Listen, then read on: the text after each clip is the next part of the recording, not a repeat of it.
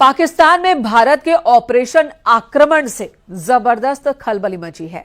इस वक्त पाकिस्तान में खौफ का आलम है और ऐसी स्थिति है कि पाकिस्तान के जनरल और पाकिस्तान के पूर्व विदेश मंत्री बिलावल भुट्टो के परिवार पाकिस्तान छोड़कर विदेश भाग गए हैं।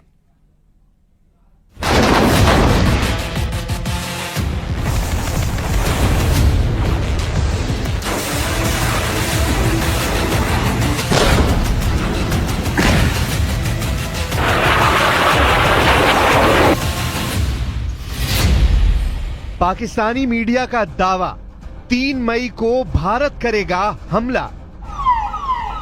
पाकिस्तानी सेना और पाकिस्तान में बैठे आतंकियों के आकाओं की शह पर जिस तरह से 22 अप्रैल को पहलगाम में हिंदुस्तानियों का नरसंहार हुआ है, उसने पूरे भारत को जबरदस्त गम और गुस्से से भर दिया है। भारत सरकार और भारतीय सेना पर पूरी दुनिया की निगाह है कि भारत अपने 27 हिंदुस्तानियों की मौत का बदला कैसे लेगा।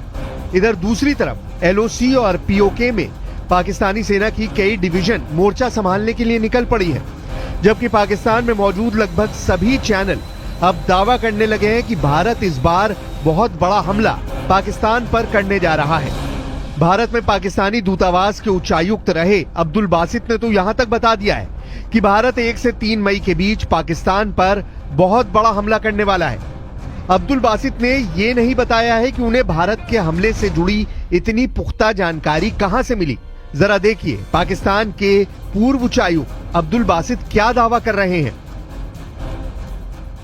भारत जो है कोई कार्रवाई करता है, जो करेगा वो आज हो, कल हो, हफ्ते के बाद हो। देखिए ना, पुलवामा का वाकया हुआ था 14 फरवरी को। हाँ जी। और बालाकोट का वाकया हुआ था 26 फरवरी को, यानी 12 दिनों के बाद भारत ने वो कार्रवाई की थी। इसी तरह उड़ी का वाकया हुआ था, जहां तक मुझे याद पड़ रहा है 18 या 19 सितंबर को, और भारत ने कार्रवाई जो सो कॉल्ड सर्जिकल स्ट्राइक्स की थी वो की थी 28 सितंबर को। तो भारत का रिकॉर्ड क्लियर है कि 8 से 10 से 12 दिन लेते हैं कोई कार्रवाई करने पे। अगर उसी पैटर्न को रखा जाए तो ये 22 अप्रैल को हुआ, तो आप तवक्को रख सकती हैं कि 21, 2 या 2 इन 3 या मई के पहले हफ्ते में कोई कार्रवाई हो सकती है, या फिर उससे बाद में भी हो सकती है। पाकिस्तानी मीडिया का दावा, टारगेट पर इस्लामाबाद, कराची, रावलपिंडी। इधर दूसरी तरफ भारतीय थल सेना के चीफ उपेंद्र द्विवेदी 15वीं कोर की बैठक जम्मू कश्मीर में कर चुके हैं और ऐसे दावे किए जा रहे हैं कि भारतीय सेना के तीनों अंग ने इस बार ऐसी जंगी तैयारी की है जिसका सामना पाकिस्तानी सेना 3 दिन भी नहीं कर पाएगी। भारतीय सेना की तरफ से जारी की गई तस्वीरें और वीडियो में पाकिस्तान को साफ संकेत दिए गए कि भारत पहलगाम के गुनहगारों को पृथ्वी के आखिरी छोर तक नहीं छोड़ेगा। हम आपको पाकिस्तानी मीडिया में उन गीदड़ भपकी और बचकाने दावों को दिखाते हैं जो साबित करता है कि जब सियार की मौत आती है तो वो शहर की तरफ भागता है। जरा इस वीडियो को देखिए। इसमें पाकिस्तानी चैनल सुनो न्यूज पर पाकिस्तान के रक्षा विशेषज्ञ जफर हिलाली और पाकिस्तान के retired lieutenant general Ghulam Mustafa डींगे मारते हुए भारत पर परमाणु बम से हमला करने की वकालत कर रहे हैं। न्यूक्लियर वेपन्स का टाइम क्या है? आपने अनाउंस कर भी दिया था कि हम हर चीज से लड़ेंगे जो हमारे पास है। आपने मुल्क को कहा था कि घास खाओ, अगर तुम घास खाओगे तो ये वेपन भी हम हासिल कर लेंगे। हमने घास खाया, वेपन हासिल हो गई, तो अब ये वेपन्स हमें इस्तेमाल करने के लिए तैयार होना चाहिए। क्या इंडिया ये मानेगा? देखिए, एक ही तरीका है इंडिया को हराना। वो क्या तरीका है? बात कर रहे हैं आपने हिलाली साहब बड़ा अच्छा कंपैरिजन किया कि कन्वेंशनल जो वॉरफेयर है उसमें तो उनकी अददी बर्तरी है, उनके पास मैन पावर की बर्तरी है। तो आप कह रहे हैं कि नॉन कन्वेंशनल और जो आपका सबसे इंपॉर्टेंट टूल है दैट इज न्यूक्लियर टूल, आप कह रहे हैं वो बाकी रह गया है, उसके अलावा बाकी ऑप्शंस में हम शायद उनको बीट ना कर सकें, ये कह रहे हैं आप? यस, और कोई ऑप्शन हमारा है ही नहीं, ओनली न्यूक्लियर ऑप्शन। और हमारे पास 160 न्यूक्लियर वॉरहेड्स हैं। एक ही तरीका है हिंदुस्तान को जीतने से रोकना।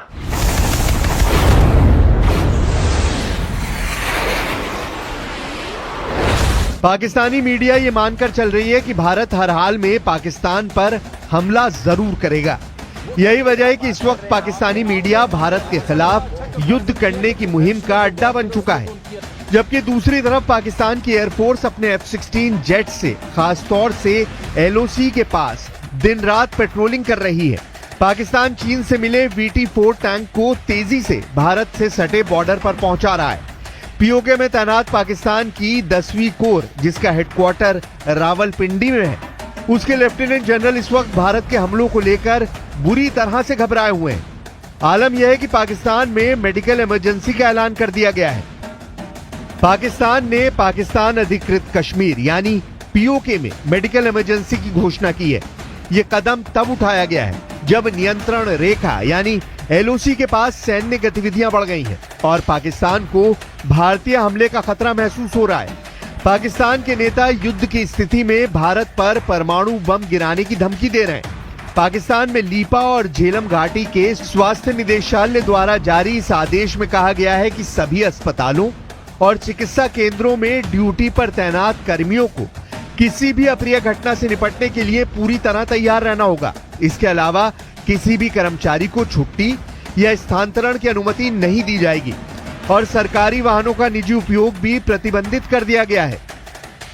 भारत के chief of defence staff lieutenant general Anil Chauhan रक्षा मंत्री राजनाथ सिंह से मिलकर बॉर्डर के हालात और तैयारी के बारे में ब्यौरा दे चुके हैं। भारतीय सेना के अर्जुन टैंक ने राजस्थान से सटे पाकिस्तान के बॉर्डर के पास मोर्चा संभाल लिया है। अरब सागर में ब्रह्मोस मिसाइल का जलवा देखकर पाकिस्तानी जनरलों की पतलूनें गीली होने लगी हैं, जबकि LOC पर भारत ने जिस तरह से 600 गोलियों का जवाब 1300 गोलियों से दिया है, उससे पाकिस्तानी सेना भारतीय सेना के प्रचंड इरादों को भांप चुकी है। पाकिस्तानी मीडिया में जाना पहचाना नाम नजम सेठी, जो पाकिस्तान के पंजाब प्रांत के पूर्व मुख्यमंत्री रह चुके हैं, वो भी ये मानने को मजबूर हुए कि भारत के साथ अगर पाकिस्तान का युद्ध लंबा चलेगा तो पाकिस्तान को परमाणु बम का इस्तेमाल करना पड़ सकता है। पाकिस्तानी पत्रकार से नजम सेठी ने देखिए क्या कहा है।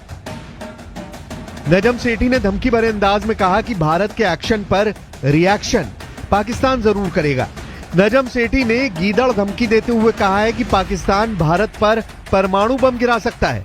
नजम सेठी ने कहा कि अगर भारत पाकिस्तान के बीच युद्ध कुछ दिन चलता है तो भारत पाकिस्तान पर हावी नहीं हो सकता है, लेकिन अगर युद्ध लंबा चलता रहा तो पाकिस्तान भारत के सामने टिक नहीं पाएगा। फिर ऐसे में पाकिस्तान परमाणु बम गिरा सकता है। भारत तो वैसे भी डरा हुआ है, उसको पता है कि हम पागल हैं, कहीं कुछ कर ही ना दे। हम युद्ध से डरते नहीं हैं।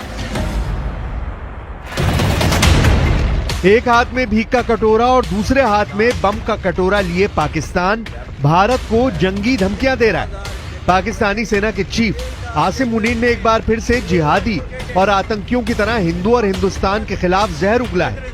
जनरल आसिम मुनीर ने हिंदुओं के खिलाफ एक बार फिर से 26 अप्रैल को पाकिस्तान के खैबर पख्तूनवा प्रांत में ऐसा घिनौना जिहादी बयान दिया है जिसने भारत को और ज्यादा गुस्सा दिला दिया है। पाकिस्तानी सेना के चीफ आसिम मुनीर खैबर पख्तूनवा प्रांत के काकुल इलाके में पाकिस्तानी सैन्य अकादमी यानी PMA में कैडेट की पासिंग आउट परेड को संबोधित कर रहे थे। उस दौरान पाकिस्तान के नए फौजियों को संबोधित करते हुए उन्होंने कहा कि 2 नेशन थ्योरी इस बुनियादी मान्यता पर आधारित थी कि मुसलमान और हिंदू 2 अलग अलग राष्ट्र हैं, एक नहीं है। हम मुसलमान कभी भी हिंदुओं के साथ नहीं रह सकते हैं। हिंदुओं पर भड़कते हुए मुनीर ने कहा, मुसलमान जीवन के सभी पहलुओं, धर्म, रीति रिवाज, परंपरा और सोच में हिंदुओं से अलग है। पाकिस्तान कई कुर्बानियों के बाद हासिल हुआ है और इसे सुरक्षित रखना सशस्त्र बलों का कर्तव्य है। हमारे पूर्वजों ने पाकिस्तान के निर्माण के लिए बहुत बड़ी कुर्बानियां दी हैं। हम जानते हैं कि इसकी रक्षा कैसे करनी है। हम आपको बता दें कि 16 अप्रैल 2025 को जनरल मुनीर ने कहा था कि कश्मीर हमारे गले की नस है और हम इसे हासिल करके रहेंगे। हिंदुओं को कश्मीर से खदेड़ेंगे। 16 अप्रैल को दिए गए मुनीर के इसी भाषण के बाद 22 अप्रैल को पहलगाम में 27 हिंदुस्तानियों को पाकिस्तान के आतंकियों ने गोलियों से भून दिया था। Government stance on Kashmir is absolutely clear. It was our jugular vein. It is our jugular vein.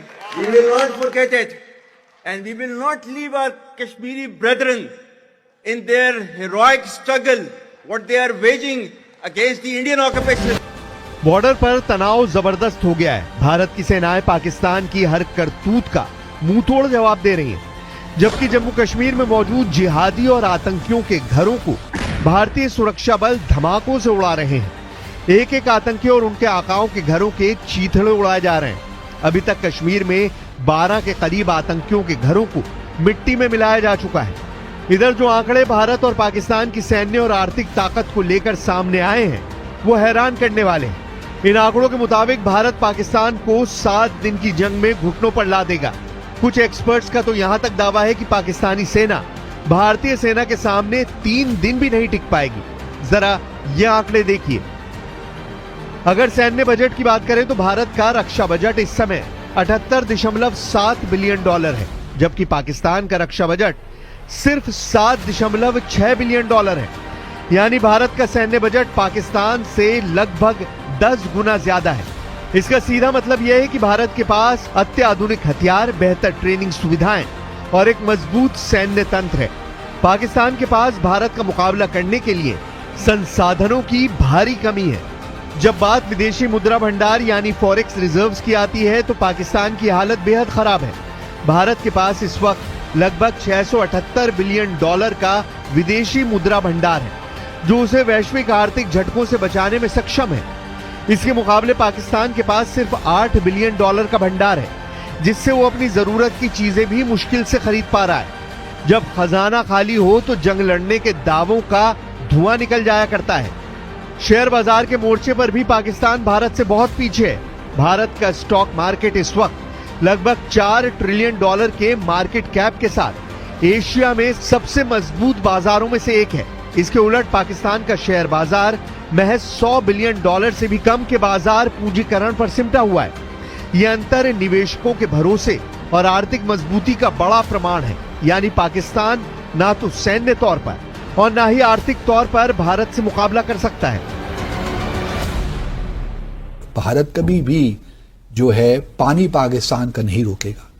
ये हमारे ऑफिशियल डिटेरेंस का एक हिस्सा है जी। हमारा डिटेरेंस इस बात जो है, अगर हमने न्यूक्लियर वेपन्स बनाए हैं तो उसमें एक ये भी है, क्योंकि हमारी सर्वाइवल का मसला है ना। बिल्कुल। अगर पानी नहीं आता तो हमारा सर्वाइवल खतरे में पड़ जाएगा। तो ये हमारा एक जो है, भारत को ये होशियार रहना चाहिए, 10 मरतबा 100 मरतबा सोचना चाहिए कि पानी को बंद करने का मतलब क्या है, या पानी को कम जो फ्लो है उसको भी कम करने का मतलब भी क्या है।